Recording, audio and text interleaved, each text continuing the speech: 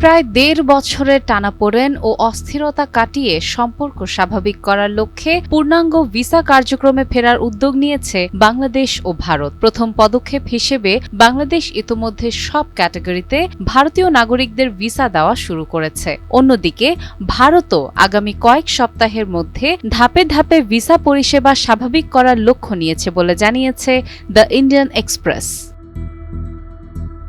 প্রতিবেদনে বলা হয়, সম্প্রতি পররাষ্ট্রমন্ত্রী ড খলিলুর রহমানের ভারত সফরে ভিসা স্বাভাবিককরণের বিষয়টি ঢাকার অন্যতম প্রধান অগ্রাধিকার হিসেবে তুলে ধরা হয়। বর্তমানে নয়াদিল্লিতে বাংলাদেশ হাইকমিশন সহ কলকাতা, আগরতলা, মুম্বাই ও চেন্নাইয়ের ভিসা কেন্দ্রগুলো পূর্ণাঙ্গভাবে চালু রয়েছে।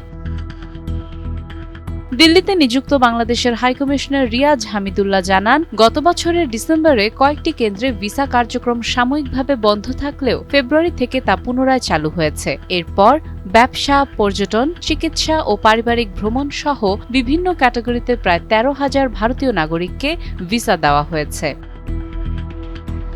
ভারতের ভিসা কার্যক্রমে ফেরার বিষয়ে কূটনীতিকদের বরাতে ইন্ডিয়ান এক্সপ্রেস জানিয়েছে, বাংলাদেশে ভারতের নতুন হাইকমিশনার দায়িত্ব নেওয়ার পর এই সেবা পুরো দমে চালু হতে পারে। ২০২৪ সালের আগস্টে গণঅভ্যুত্থানে শেখ হাসিনা সরকারের পতনের পর অন্তর্বর্তী সরকারের সময়ে ঢাকা-দিল্লি সম্পর্কে উত্তেজনা তৈরি হয়। পরে বিএনপি ক্ষমতায় আসার পর সম্পর্ক পুনরুদ্ধারের চেষ্টা নতুন গতি পায়। সাদিয়া ইসলাম, টাইমস টুডে।